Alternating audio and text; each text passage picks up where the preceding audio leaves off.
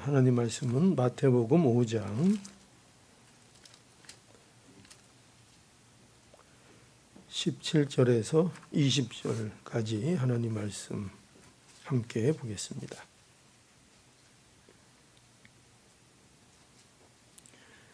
하나님 말씀 이와 같이 기록되어 있습니다. 내가 율법이나 선지자나 폐하러 온 줄로 생각지 말라. 폐하러 온 것이 아니요 완전케 하려 함이로라. 진실로 너희에게 이르노니 천지가 없어지기 전에는 율법의 1.1획이라도 반드시 없어지지 아니하고 다 이루리라. 그러므로 누구든지 이 계명 중에 지극히 작은 것 하나라도 버리고 또 그같이 사람을 가르치는 자는 천국에서 지극히 작다 일컬음을 받을 것이요 누구든지 이를 행하며 가르치는 자는 천국에서 크다 일컬음을 받으리라. 내가 너희에게 이르노니 너희 의가 서기관과 바리새인보다 더 낫지 못하면 결단코 천국에 들어가지 못하리라. 아멘. 오늘 이 말씀 갖고 우리가 이제 함께 나눌 말씀의 제목은 예수를 알아야 율법이 풀린다, 이런 내용입니다. 예수를 알아야 율법이 풀린다. 오늘 본문을 보면은 여기 예수님께서 율법에 관해서 말씀을 하고 있는 내용입니다. 그렇죠? 우리 읽어 보셨으니까 보시면 이 내용이 딱 봐도 율법에 대해서 예수님께서 지금 말씀을 하고 계시구나, 이거를 우리가 다 알 수 있습니다. 예수님께서는 그 어떤 특정한 주제들을 말씀해 주시는데 거기에는 그럴 만한 다 이유가 있기 때문에 그 주제들을 말씀해 주시는 겁니다. 그러니까 예를 들어서 예수님께서 그 5장 3절부터 보면은 마태복음 5장 3절이죠. 거기부터 보면은 팔복에 대해서 말씀을 해 주셨는데 그 팔복이라는 것을 통해서 예수님께서는 하나님의 나라의 성격을 말씀해 주신 것입니다. 그러니까 우리가 팔복, 이러니까 그저 왜 예수님께서 이렇게 복에 대한 말씀을 하시는가, 이렇게 좀 막연히 생각할 수 있는데 그 다 이유가 있다는 거죠. 왜 말씀해 주신다고요? 그 팔복을 통해서 하나님 나라를 설명하시려는 거예요. 무슨 뭐 세상의 복이 어떻고 그런 것들에 이게 초점이 있는 게 아니라 그 팔복, 그러니까 세상 사람들이 복에 대해서 관심이 많잖아요. 그러니까 복이라는 주제, 복이라는 거를 끌어오셔서 그래서 천국, 하나님의 나라, 그 나라가 어떤 나라인가를 설명해 주시기 위해서 복에 대해서 말을 해 주시는 거예요. 그러니까 여러분들이 거기에서 복에 이렇게 딱 빠져가지고 무슨 세상적인 복 이런 거에 생각이 매몰되면 안 되고 그걸 통해서 지금 예수님이 하나님의 나라가 어떤 나라인가를 설명해 주시는 거구나, 그거를 여러분들이 알아야 하는 겁니다. 그렇죠? 그래서 팔복을 통해서 하나님의 나라의 성격을 말씀해 주셨고 하나님 나라가 어떤 나라인가, 또 그 나라의 백성의 성격이 어떤가, 그렇죠? 천국 백성의 성격, 여러분들이 다 천국의 시민이 되었잖아요. 그런데 과연 이 천국의 시민이라는 그 사람들이 그들의 그 기질이, 그들의 특성이 무엇인가, 이런 거를 이제 설명해 주시기 위해서 이제 팔복이라는 것을 말씀해 주신 겁니다. 그리고 그 다음에 나오는 주제가 뭐였어요? 팔복 다음에 뭐였죠? 지난 시간 건데 벌써 까먹진 않으셨겠죠? 뭐였어요? 네? 뭐였어요 주제가? 빛과 소금이었잖아요. 빛과 소금, 그죠? 빛과 소금. 그러니까 빛과 소금을 말씀하신 것도 왜 갑자기 예수님이 빛, 또 소금 이런 것들을 말씀해 주셨는가 하면 그것들을 통해서 하나님 나라와 그의 백성의 어떠함을 반영하는 존재로서의 성도의 정체성을 말씀해 주시기 위해서 너희는 빛이다, 너희는 소금이다 이렇게 말씀을 하신 거예요. 그러니까 왜 거기서 갑자기 예수님이 무슨 소금에 그렇게 관심이 많은가? 뭐 이렇게 우리가 갑자기 생각할 수 있잖아요. 근데 예수님이 그걸 말씀하시는 이유가 뭐냐면 소금에 우리가 꽂혀서 맨날 뭐 소금에 관심을 가지라는 것이 아니라 그 소금이라는 것을 통해서 하나님과 그 나라를 이 세상에 이렇게 나타내는 존재. 그러니까 소금이 짠맛을 내는 것이 마땅한 것처럼 그 빛을 이 세상에 비치는 것이 마땅한 것처럼 너희도 너희의 성도됨을 마땅히 이 땅에 나타내야 한다. 그것이 너희의 정체성이다. 그거를 가르쳐 주시기 위하여 뭘 했다고요? 뭘 말씀하신다고요? 빛과 소금에 대해서 말씀을 해 주신 겁니다.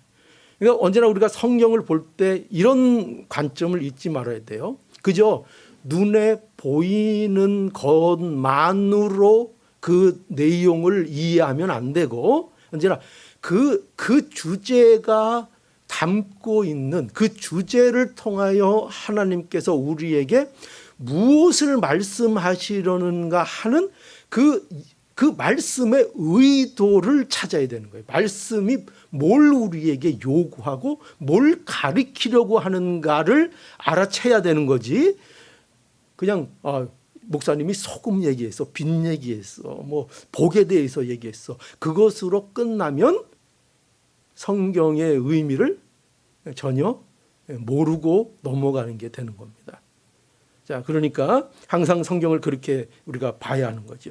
그래서 오늘 보면은 이제 그리고 예수님께서 오늘은 그럼 뭐에 대해서 말씀을 하신다고요? 뭐에 대해서 말씀하세요? 율법에 대해서.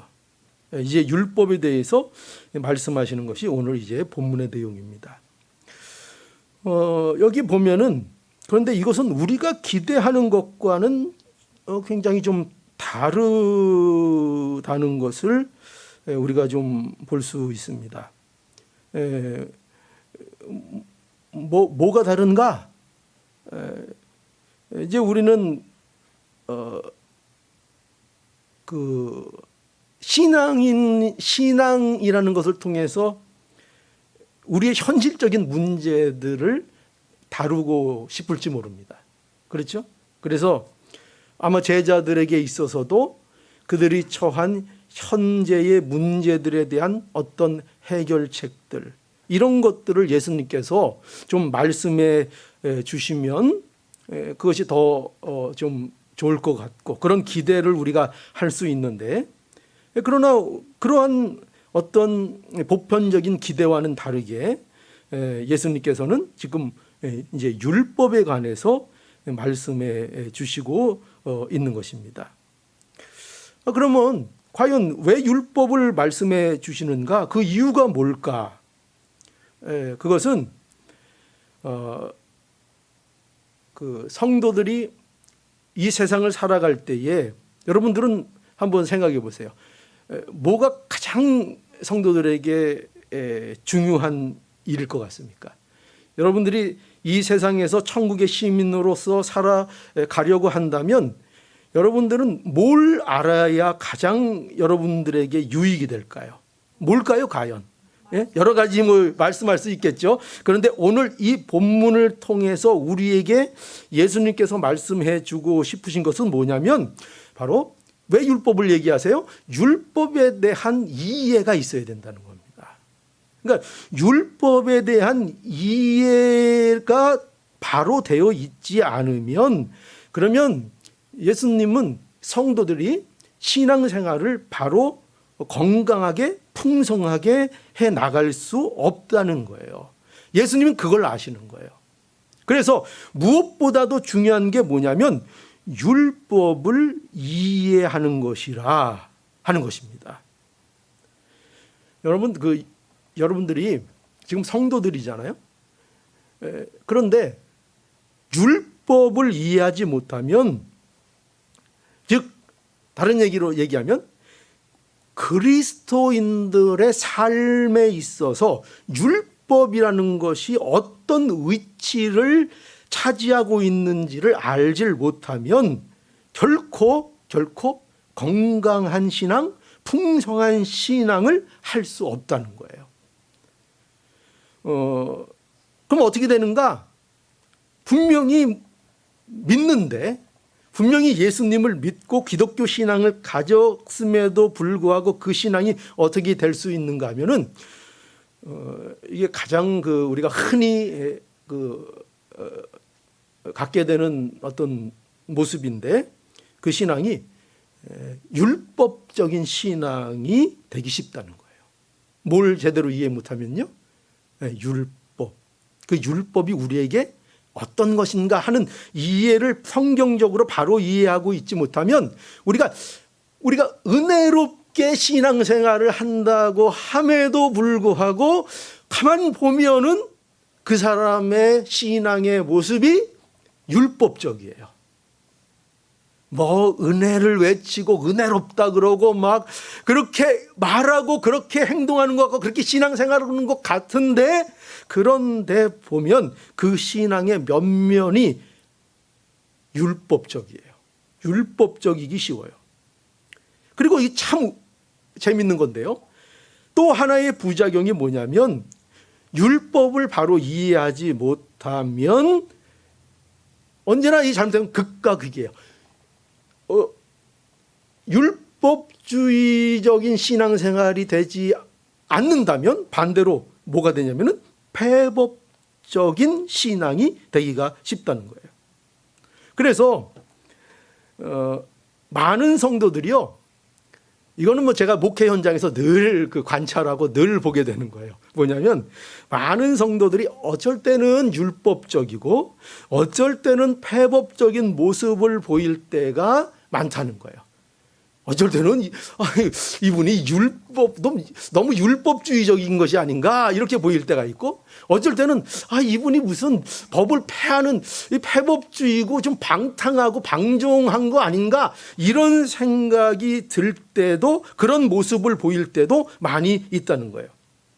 여러분, 그래서요, 저 같은 목사의 숙명과 같은 것이 있는데요, 그게 뭐냐면 그것은 이런 거예요. 언제나 공격을 당하는 거예요. 언제나. 어떻게 공격을 당하는가? 양쪽으로부터 공격을 당하는 거예요. 그러니까 무슨 말일까요? 율법적인 신앙을 가진 분들은, 저 같은 목사를 보면은 저 사람 너무 현대적인 거 아니야? 너무 혹시 자유주의적인 물든 거 있는 거 아니야? 이렇게 느낄 수도 있다는 거예요. 어떤 분들이요? 율법주의적인 신앙을 가진 분들이. 또 반대로 폐법주의적 신앙을 가진 자들은 저를 그 얘기 많이 들었어요. 완전히 반대요. 평가가 완전히 반대예요. 저를 어떻게 생각하는가 하면 저 목사님은 참 율법적이다 이래요. 율법적이다. 그러나 여러분, 제가 말씀드리지만 저는 이 상태가 성경적이라고 보는 겁니다. 성경적이라. 왜냐하면 예수님도 그랬고 바울 성생도 그러했기 때문입니다. 언제나 양쪽으로부터의 공격을 받았어요. 왜냐하면 복음은요, 여러분, 복음이라는 것이 얼마나 참 쉬우면서도 어려운 것인가 하면은요, 복음은 언제나 은혜를 강조하면, 하나님의 은혜를 강조하면 마치 우리는 아무것도 책임이 없고 아무것도 할 것이 없다는 소리처럼 들려요. 은혜를 강조하면요. 그래서 항상 복음을 강조하고 하나님의 은혜를 강조하면 늘 나오는 반응이 뭐여야 정상인 줄 아세요? 그 설교가 바로 됐는가를 증명하는 증상 중에 하나가 목사님 그럼 우리는 아무것도 할 게 없네요? 라는 증상이 나오는 거예요. 그런 증상으로 들려야 목사가 은혜를 전할 때 그 은혜를 바로 전하는 거예요. 바로 전한 거예요. 그런데 반대로 복음을 전하면 반대로 또 어떻게 들리는가? 이제 율법을 강조하고 말씀에 대한 중요성을 강조하잖아요. 반대로. 그러면은 또 어떻게 들려요? 그러면 너무 이 신앙이 엄격한 것처럼 들리게 되어 있어요. 그러니까 언제나 복음이 바로 증거되고 그 복음 안에서 말씀이 증거되고 할 때 보면은 항상 어떻게 반응이 온다고요? 이거 너무 엄격한 거 아니냐? 한쪽에서는 너무 이거 자유로운 거 아니냐라는 양쪽의 비판을 항상 공격을 당하는 위치에 서게 된다는 거예요. 예수님도 그랬어요. 예수님도 늘 그 공격을 받으셨고 또 바울 선생도 늘 그러한 공격을 받으셨어요. 그래서 여러분 우리가 이러한 가운데에서 항상 바른 말씀을 증거하는 것이 바로 이 어떻게 보면 목사의 숙명과 같은 그런 자리라고 볼 수 있습니다.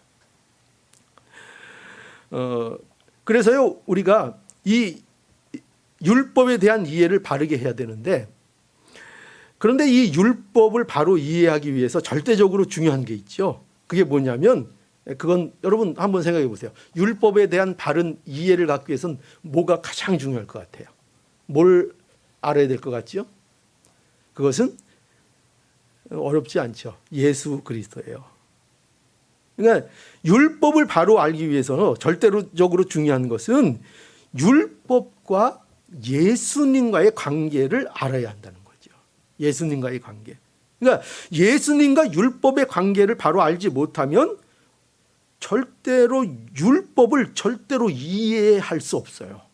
그러니까 나는 안다고죠. 그 우를 범했던 사람들이 누구예요? 바리새인들이었죠. 그들은 자신들이 율법에 대해서 굉장히 자긍심을 가졌고 율법에 대해서 자신이 있는 사람들이었어요. 그렇잖아요. 그죠? 서기관들과 바리새인들. 그러나 그들은 정작 율법을 바로 이해하지 못하고 있었던 대표적인 사람들이었어요. 예수님이 없었잖아요. 예. 그러니까요. 지금 그 말씀을 드리고 있는 거 아니에요. 그 말씀을. 왜 그렇죠? 왜 그런가? 그들에게는 그들이 뭘 몰랐어요? 예수 그리스도를 몰랐죠. 그러니까 예수님을 모르면 뭘 모른다? 율법을 모르는 거예요. 아무리 율법을 달달 외우고 있어도 창세기 1장 1절에서 요한계시록 끝절까지를 모두 암송하고 그러고 있어도 뭘 모른다는 거예요? 율법을 모르는 거예요. 누굴 모르면? 예수님을 모르면. 그래서요, 예수님과 율법의 관계를 바로 알지 못하면 절대로 율법을 풀어낼 수가 없어요. 율법의 뜻이 뭔지를 전혀 알 수 없어요. 그래서 오늘 본문에 예수님은 먼저 뭐라고 말씀하셨는가? 17절 보세요. 이렇게 말씀하셨죠. 내가 율법이나 선지자나 폐하러 온 줄로 생각지 말라. 먼저 뭐부터 말씀하세요? 너희들 그런 생각 잘못됐다. 그렇게 생각하지 마라. 이렇게 말씀하고 있죠. 뭐예요? 내가 율법이나 선지자나 폐하러 온 줄로 뭐 하지 마라? 생각하지 마라. 그렇게 오해하지 마라. 오해하지 마라. 여기서 율법은 뭘 얘기하는가?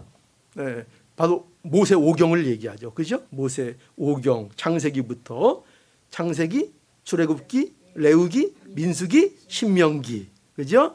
그 모세 오경 그리고 선지자라는 말은 구약의 나머지 부분들 전체를 다 포함하고 있는 거예요. 선지자. 그러니까 모 율법과 모 선지자라는 이 표현은 뭘 얘기하는 거예요? 결국 구약 전체를 말하고 있는 거예요. 구약 전체. 그래서 왜 이 말씀하시는가 하면은요, 당시의 서기관들과 바리새인들이 예수님을 어떻게 생각했는가? 율법과 반대가 되는 분이라고 예수님을 생각을 했던 거예요. 왜냐하면 예수님은 당시 율법과 밀접한 관계가 있는 이 바리새인들과 서기관들을 날카롭게 그들을 공격하시고 그들을 비판하셨기 때문이에요.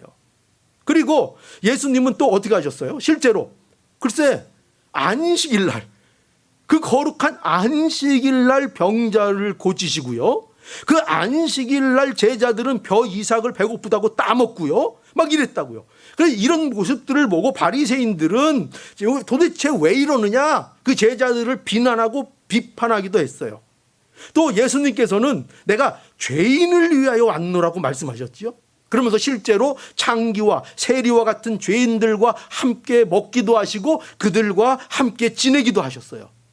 그렇기 때문에 바리새인들과 서기관들의 눈에는 예수님은 당연히 어떤 자로 보이겠어요?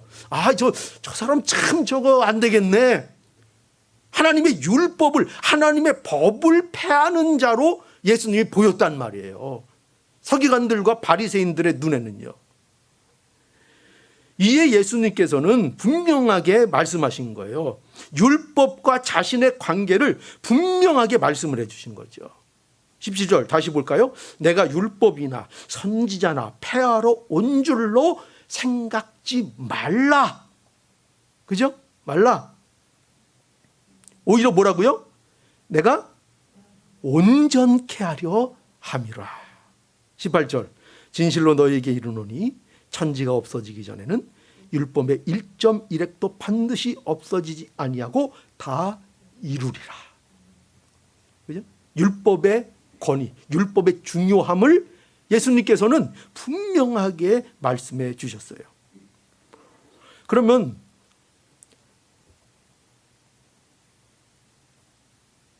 예수님께서 율법을 완전케 하신다는 게 과연 무슨 의미로 예수님께서 이 말씀을 하셨을까?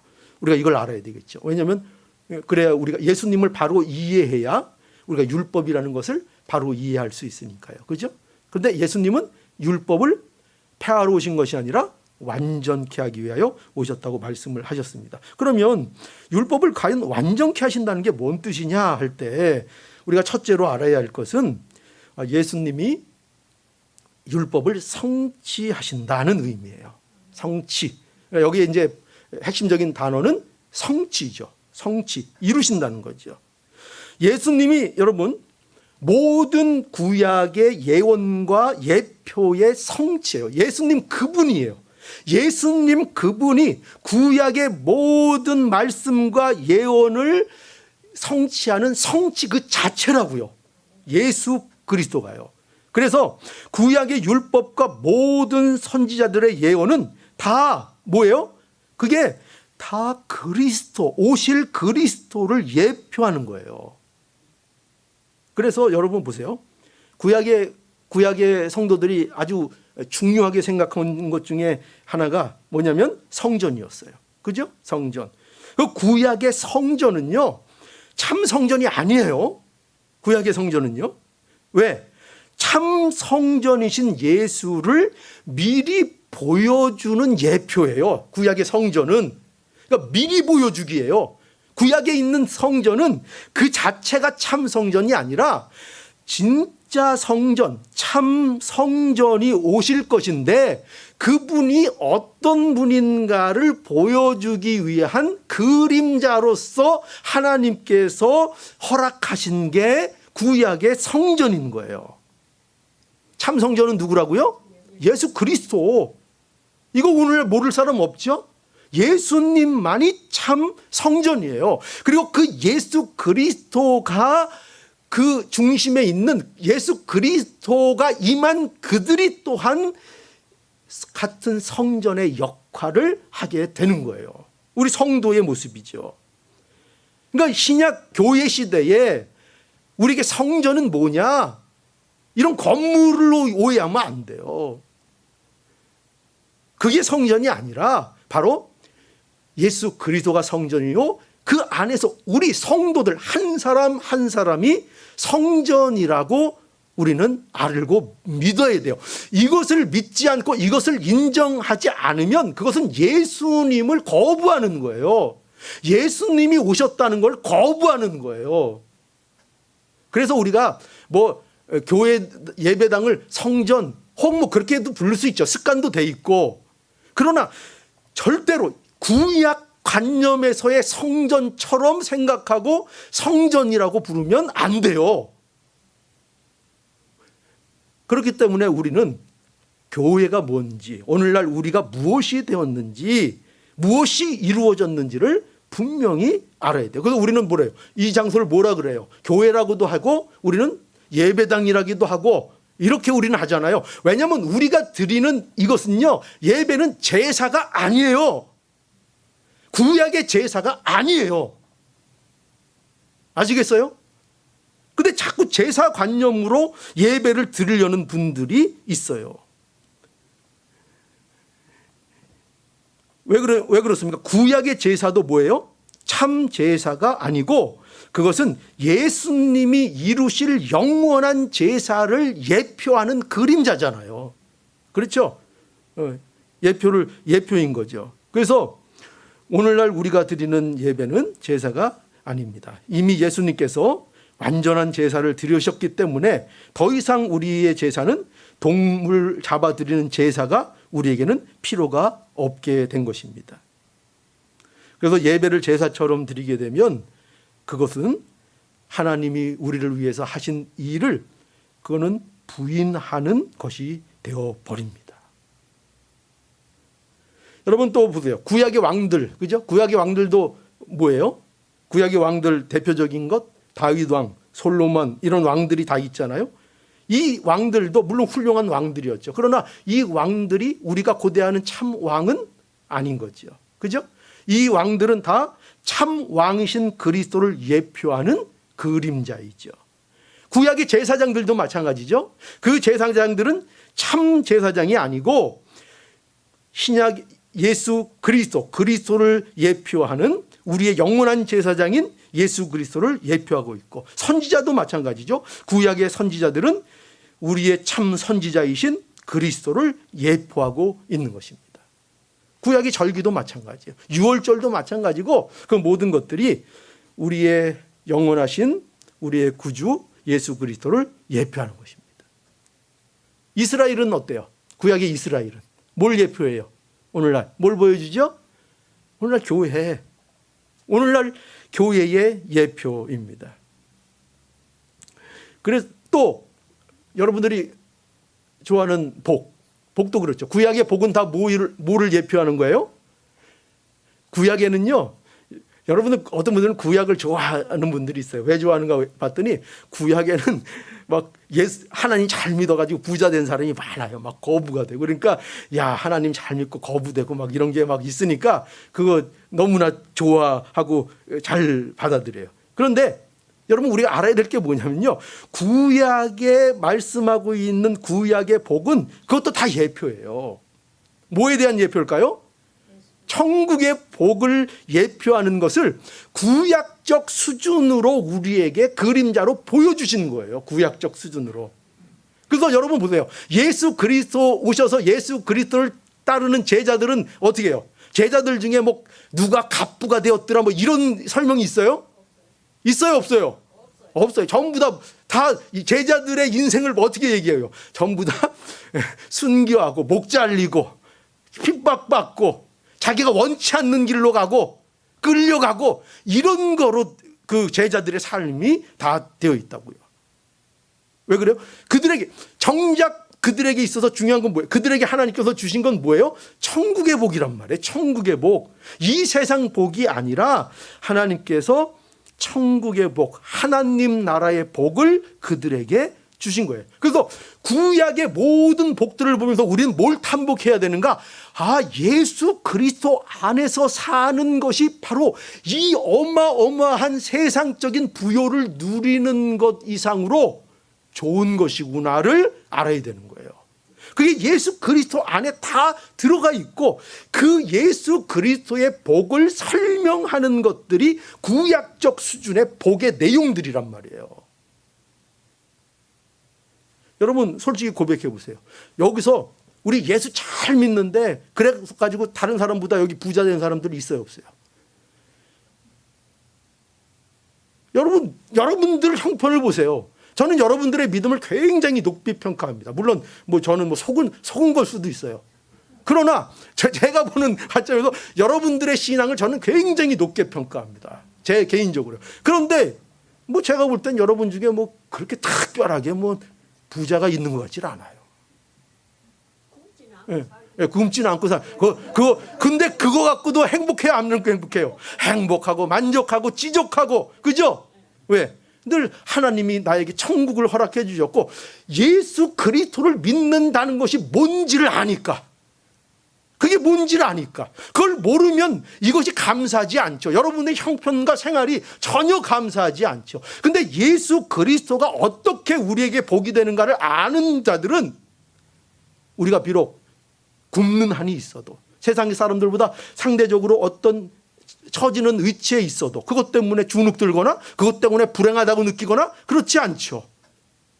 오히려 그러면 감사하면서 그 자리에서 또 시작하고 또 감사하면서 그 자리에서 시작하고 하나님의 은혜로 또 여러 가지를 허락해 주시면 거기서 또 만족하고 없어도 만족하고 있으면 또 만족하고 그렇죠. 죽으면 좋고 이 딱 나와야죠. 죽어도 좋고 살아도 좋고. 바울의 고백 아니었어요. 그게 성도인데 그 복을 받아놓고 계속 우리의 복을 구약적 수준에 머물러 거기에 잡혀 있으면 그러면 해답이 안 나는 거예요. 여러분의 인생 속에서 해결이 안 나는 거예요. 율법을 예수 안에서 바라보지 못하면 우리의 인생은요 해결이 안 나는 거예요. 모든 것이 의아하고 의문점인 거예요. 그러나 예수 안에서 모든 것들을 보기 시작하면 여러분들에게 문제가 해결되고 그 안에서 풍성함과 행복함을 갖게 되는 거죠. 자, 그래서 예수 그리스도가 누구예요? 구약의 성취입니다. 예수 그리스도 그분이 구약의 성취입니다. 그러니까 그리스도 뒤에 누가 또 와요, 안 와요? 안 와요. 근데 이 세상에 오늘날 그 뒤에 온 사람 많아요, 안 많아요? 많아요. 또 선지자가 왔대요. 선지자가 끝났대. 예수 그리스도로 선지자가 끝났다니까요. 영원한 선지자가 우리에게 되어 주셨다고요. 근데 자꾸 자기가 선지자라고 막 나오는 사람들이 있어요, 없어요? 있죠? 그럼 그 진짜겠어요, 가짜겠어요? 가짜죠. 말하면 뭐 하겠어요? 성경이 가짜라고 분명히 말씀하고 있는 거예요. 자, 그래서 첫째로 예수님께서 율법을 완전케 하신다는 것은 예수님이 구약을 성취하신다 하는 거고요. 둘째로 예수님이 율법을 완전히 순종하신다는 의미예요. 완전히 순종하신다. 예수님이 율법과 선지자를 완전케 하신다는 것은 구약의 모든 요구, 그러니까 하나님의 뜻이죠. 하나님의 뜻을 예수님께서 온전히 순종하신다는 의미에서 완전케 하신다. 이렇게 말씀하고 있는 거예요. 우리가 하나님의 뜻을 순종하려면 우리가 율법을 다 지켜야 되는 거죠. 그런데 우리는 그 율법을 다 지킬 수 없습니다. 불가능합니다. 다 지킬 수 없습니다. 그래서 우리를 대신하여 예수님이 모든 율법을 순종하셨다는 거예요. 우리를 대신해서. 예수님이 율법을 온전히 다 이루시고 순종하셨는데 그 순종하신 이유가 뭐냐? 우리를 위하여 순종하셨다는 거죠. 이 세상에 오신 것으로부터 시작해서 십자가에 달리시기까지 모든 율법을 완전하게 순종을 하신 것입니다. 자, 그래서 보세요. 우리가 오늘날도요, 여러분, 얼마나 우리가 부족한 게 많아요. 그죠? 연약한 것도 많고, 우리가 감추고 있는 창피한 것도 얼마나 많고, 그죠? 저 다 알고 있어요. 근데도 우리가 오늘도 예수님 앞에, 하나님 앞에 예배드리러 나왔어요, 안 나왔어요? 나왔어요. 우리가 담대하게 나왔어요. 그죠? 우리는 우리 자신을 생각하면 도무지 하나님 앞에 담대히 나올 수 없는 자들이에요. 근데 그럼에도 불구하고 어떻게 우리가 이렇게 담대히 나왔는가? 뭐 때문에 그래요? 예수 그리스도께서 온전히 모든 것을 순종해 주셨기 때문이에요. 누구를 대신하여? 우리들을 대신하여. 이것이 성경이 증거하고 있는 거예요. 자, 그래서 우리가 알아야 될 거, 예수님이 율법을 완전히 순종하셨다 하는 거고요. 이제 세 번째로 예수님이 율법을 밝혀주신다는 의미예요. 이게 저는 오늘 이 말씀이 가장 저에게는 중요하다고 생각돼요. 예수님이 왜 율법을 완전케 하시러 오셨다고 말씀하시는가 하면은 예수님이 율법을 밝혀주신다는 의미예요. 그러니까 예수님이 율법과 선지자를 완전케 하신다는 것은 이런 뜻이에요. 율법의 온전한 해설자로 하셨다는 뜻이에요. 율법의 해설자로. 즉 예수님은 이 세상의 율법과 선지자들로 드러내신 하나님의 뜻을 이 세상에 온전히 밝혀주시는 분으로 예수께서 오셨다 하는 것입니다. 자, 그러면요, 여러분, 예수님은 하나님의 뜻, 그러니까 보세요. 구약의 모든 율법과 선지자들이 예언한 모든 것들에는 뭐가 담겨 있는 거예요? 하나님의 뜻이 담겨 있는 거죠. 그렇죠? 하나님의 뜻. 근데 그 하나님의 뜻을 올바로 왜곡 없이 이 세상에 알게 해 주시는 자로서 예수님이 오시는 거예요. 그런데 그러면 예수님이 밝혀주시는 하나님의 뜻은 뭘까요? 율법이 말하는 율법 안에 담긴 하나님의 뜻은 뭘까요? 구약 성경 전체에 담긴 하나님의 뜻은 뭘까요? 사랑이죠. 물론 예수님도 맞아요. 그러나 여기서 우리가 주제를 통해서 같은 맥락에서 보면 사랑이죠. 먼저 누굴 사랑해야 돼요? 누굴 사랑해야 되죠? 우리는 하나님을 사랑하고, 그리고 또 뭐죠? 이웃을 사랑하는 거죠. 그래서 실제로 마태복음 22장 34절에서 40절에 가보면 예수님께서 이렇게 말씀하셨어요. 예수께서 사두개인들로 대답할 수 없게 하셨다 함을 바리새인들이 듣고 모였는데, 그러니까 사두개인, 바리새인 전부 다 예수님 잡으려고 맨날 함정 파는 게 일이에요. 그죠? 모였는데 35절, 그중에 한 율법사가 예수를 시험하여 묻되 선생님이여 율법 중에 어느 계명이 크니까? 예수께서 가라사대 내 마음을 다하고 목숨을 다하고 뜻을 다하여 주 너의 하나님을 사랑하라 하셨으니 이것이 크고 첫째 되는 계명이요 둘째는 그와 같으니 내 이웃을 내 몸과 같이 사랑하라 하셨으니 이 두 계명이 온 율법과 선지자의 강령이니라 이랬어요. 그러니까 보세요. 예수님은 모든 율법을 통해서 말씀하시는 것이 뭐라는 거예요? 예수님이 밝히시는 뜻은 뭐예요? 사랑이라는 거죠. 사랑이다. 율법의 모든 강령, 이 두 계명이 온 율법과 선지자의 강령이라고 하셨잖아요. 그래서 예수님으로 율법을 보면 이 결론이죠. 예수님으로 율법을 보면 그 율법 안에서 여러분들이 뭐가 보여야 돼요? 사랑. 그렇죠? 어려웠어요? 너무 쉬웠죠? 그죠? 사랑이 보이는 겁니다. 그러니까 여러분들이 예수 그리스도를 바로 알고 하나님이 주신 말씀, 구약의 말씀, 모든 하나님의 말씀들을 그 안에서 여러분들이 뭘 보는가? 그 안에서 뭘 보는가에 여러분들이 예수님을 제대로 알고 있는가가 나타나는 거예요. 예수님을 바로 여러분들이 알고 있다면 모든 하나님의 말씀을 읽고 대하고 들을 때마다 여러분들은 뭐가 거기에서 보여야 돼요? 사랑. 하나님을 사랑하라는 명령이구나. 하나님을 사랑하는 것 같이 내 이웃을 내 몸과 같이 사랑하라는 그 말씀을 하시는구나. 그것이 하나님의 뜻이구나. 이거를 발견해야 되는 거예요. 모든 말씀을 통해서. 이 말씀을 가지고 우리는 들으면 우리는 자꾸 어떻게 해요? 말씀 딱 들었어요. 내 이웃을 사랑하라. 이 말씀 들었다. 딱 들으면 우리는 어떻게 해요? 그러면 옆에를 이렇게 보죠. 왜 볼까요? 아유, 저 사람은 왜 이렇게 사랑이 없어? 그죠? 우리는 들으면 그거 갖고 남의 잣대를 삼죠? 예. 근데 성경은 뭐예요? 우리가 예수님을 바로 알면 성경을 보고 말씀을 들으면 뭐가 보여야 된다고요? 내가 얼마나 사랑이 부족한가? 내가 얼마나 사랑을 못하는가? 내가 얼마나 하나님의 뜻에 모자란가?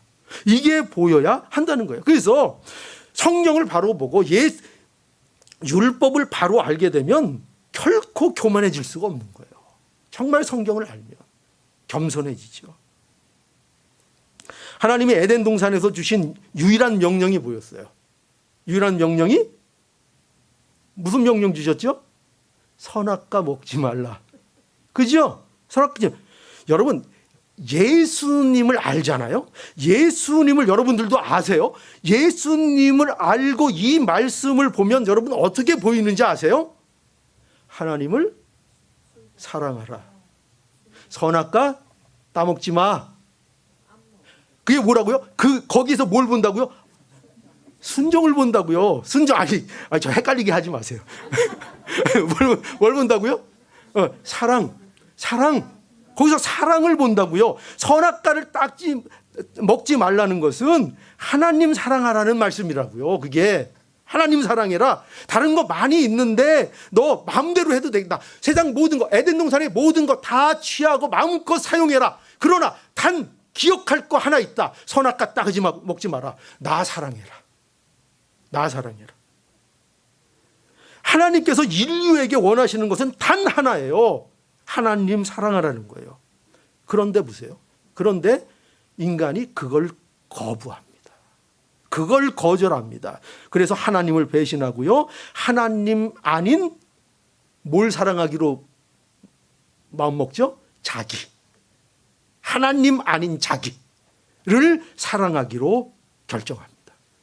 여러분, 인간의 타락, 인간의 죄의 본질이 바로 요거예요. 하나님 사랑이 아닌 나. 시선을 하나님께로 있던 시선을 나에게로 돌리는 거. 이게 인간의 타락의 본질이라니까요. 이게 죄의 본질이라는 거예요. 제가 누누이 얘기하죠. 어디 가서 못된 짓 하고 뒷골목에서 뭐 하고 이러고, 물론 그거 나쁜 짓이죠. 안 해야 되죠. 그러나 죄의 본질을 우리는 이해해야 돼요. 죄의 본질은 거기서부터 시작되는 게 아니에요. 그건 다 죄의 본질로 나오는 부작용들에 불과한 거예요. 죄의 본질은 뭐냐? 하나님으로부터 멀어진 거예요. 하나님을 거부하고 하나님을 보는 시각에서 나를 보는 시각으로 바뀌어버린 거예요. 나를 위해서는 뭐든지 합리화할 수 있는 거예요. 무엇이 진리인지는 아무 소용없어요. 이것이 나에게 유익이냐 불이익이냐만 중요한 된 거예요. 이게 인간이 처한 비참함입니다. 인간이 스스로 이 자리에 자처했죠.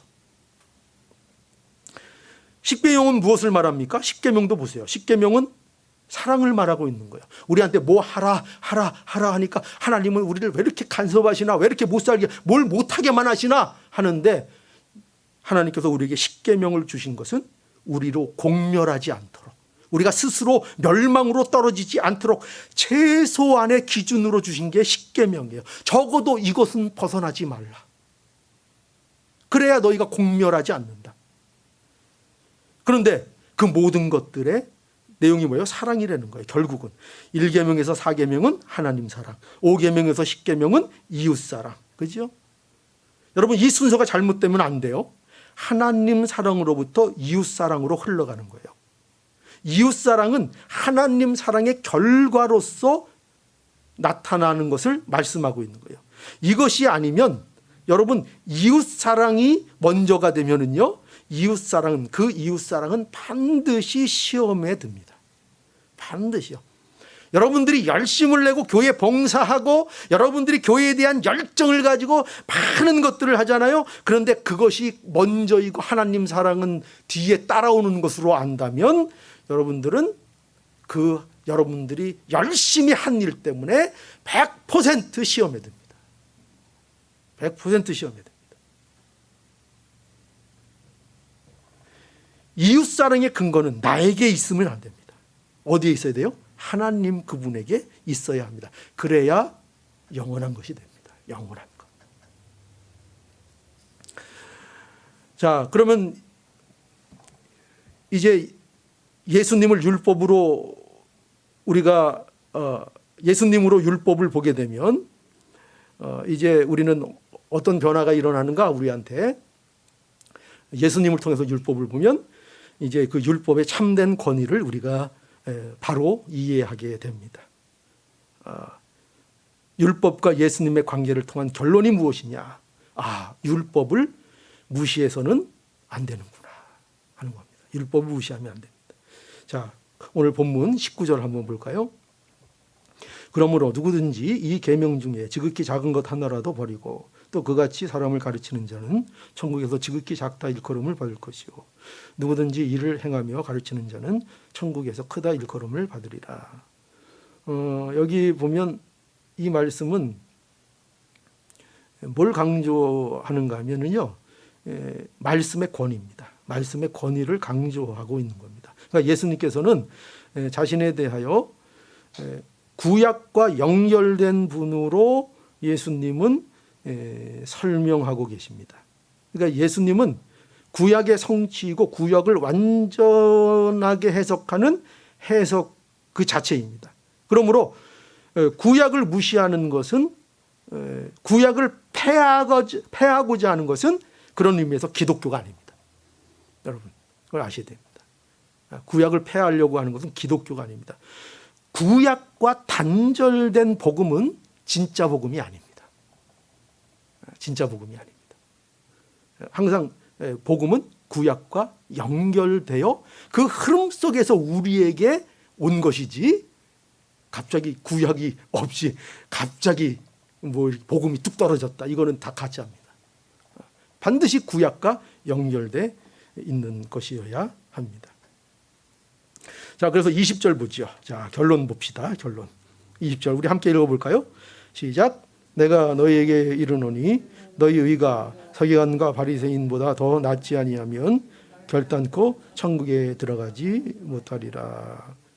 여기에서 우리가 알아야 될 건 뭐냐면 여기에서 이제 의라는 걸 말씀하고 있죠. 너희 의 이렇게 말씀하시는데 여기에서 말씀하시는 의는 하나님의 뜻에 대한 순종에 초점을 맞춘 의를 얘기합니다.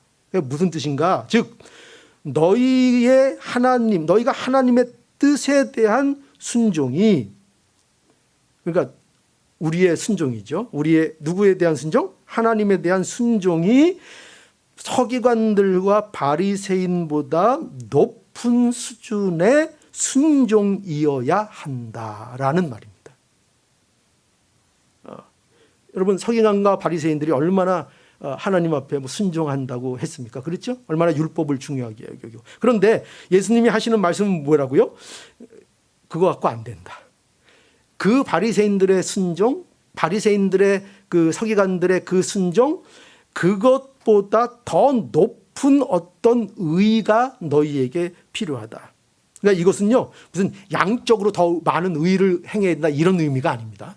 이런 의미가 아니라 완전히 질적으로 다른 종류의 의가 너희에게 있어야 한다. 이런 뜻입니다. 그러니까 우리가 그러면 우리가 바리새인들보다 더 열심히 율법 지키고 더 열심히 뭐 하고 그러면 우리가 더 나은 의가 되는가? 그런 얘기가 아닙니다. 그게 아니라 전혀 다른 뭐를 많이 하고 적게 하느냐의 차이가 아닌 완전히 질적으로 다른 종류의 의를 너희가 가져야 한다 하는 것입니다. 즉 기독교인들은 단순히 문자적인 순종이 아니라 예수님이 보여주신 하나님의 뜻에 대한 순종이어야 한다. 이런 뜻입니다. 그러니까 그저 눈에 보이는 그 액면 그대로의 순종 이상의 순종. 그건 뭐죠? 하나님의 뜻, 그 율법에 담긴 하나님의 뜻에 대한 순종이어야 된다. 그러니까 예를 들어 살인하지 말라 그러면 나 살인 안 했죠? 나 안 죽였어요. 아무도 칼로 안 찔렀어요? 저 잘했죠? 이 의가 아니라 하나님 제가 칼로 안 찔렀지만 오늘도 마음으로는 한 7명 죽였습니다. 이거. 그걸 갖고 나가는 거예요. 그걸 갖고 하나님의 뜻은 사랑인데 하나님은 우리를 그냥 단순히 죽이지 않는 것이 아니라 그 사람 이웃을 사랑하고 그들을 품고 그들을 위로하고 그들을 적극적으로 안는 데까지 나가는 것인데, 그런데 저는 반대로 오늘도 연쇄살인을 저질렀습니다. 이 고백을 가지고 하나님의 뜻을 찾아 하나님 용서해 주시옵소서, 하나님 은혜를 베풀어 주시옵소서 하고 나아가는 그리스도의 의를 가진 자만이 가지는 그 순종, 그 길, 그거를 우리에게 요구하고 계신 것입니다. 그게 있어야 천국의 백성이라 하는 것입니다. 즉 예수를 통한 율법의 이해가 돼야, 그러니까 뭐예요? 기독교 신앙이 되는 겁니다. 그렇죠? 여러분, 이제 그런 의미에서요, 우리의 삶은 예수를 통한 해석이 이루어지는 삶을 살아야 하는 겁니다. 예수를 통한 모든, 지금 율법은 뭐 말할 것도 없고 율법을 통해서 이제 뒤에 그 율법의 해석이 어떻게 달라지는가를 이제 예수님께서 계속 말씀해 주실 것입니다. 그런데 우리는 율법뿐만 아니라 우리의 삶, 우리가 당하는 고난, 우리가 겪는 사건, 이 모든 것들을 어떻게 풀어나가야 되는가 할 때 우리는 세상과 다르게 풀어야 됩니다. 어떻게 풀어야 되죠? 예수, 그분을 통하여 풀어야 합니다. 예수, 그분이 어떤 분이고 예수님이 우리에게 어떤 분인가를 통하여, 예수님이 우리에게 요구하시는 것이 무엇인가를 통하여 우리가 당하는 모든 사건 하나하나, 고난 하나하나, 어려움 하나하나, 모든 하나하나를 풀어나가야 여러분들에게 참된 답이 주어집니다. 안 그러면 여러분들은 끝날까지 방황하며 살 겁니다.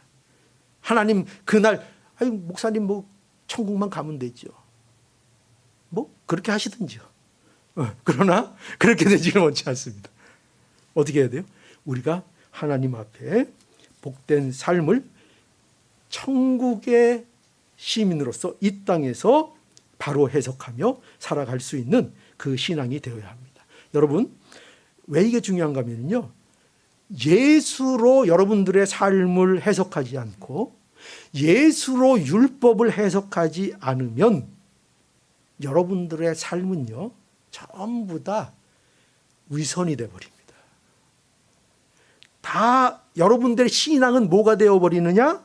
여러분의 신앙은 여러분들의 치장거리가 되어버리고 여러분들의 우월의 근거가 되어서 다른 사람을 탄압하는 명분이 되어버립니다.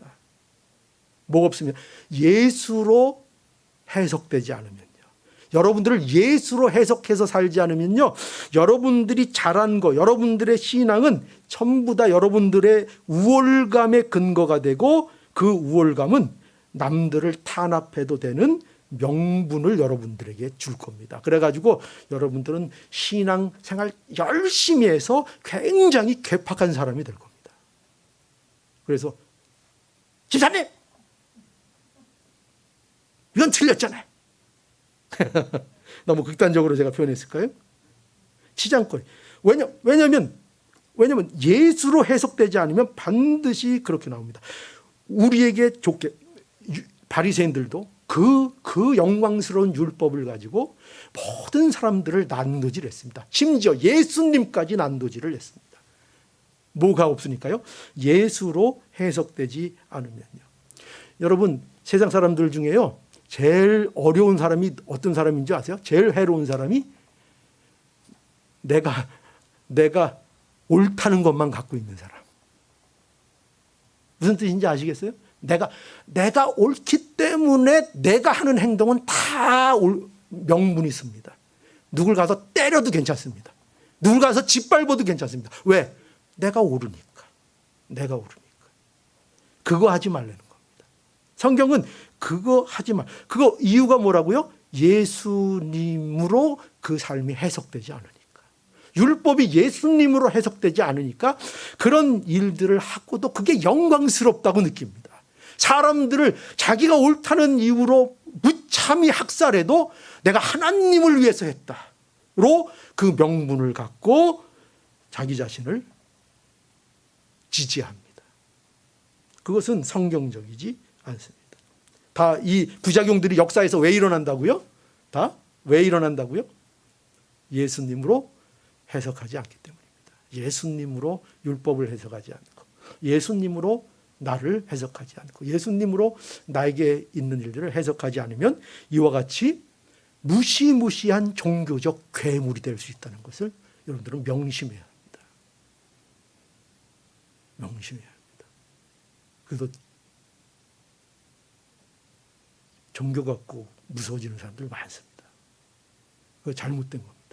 그런 신앙의 사람들이 되지 않기를 간절히 바라며 하나님의 은혜를 통해서 예수님으로 인하여 여러분들의 삶이 해석되고 풀어지는 놀라운 은혜와 복이 임하기를 간절히 원합니다. 예.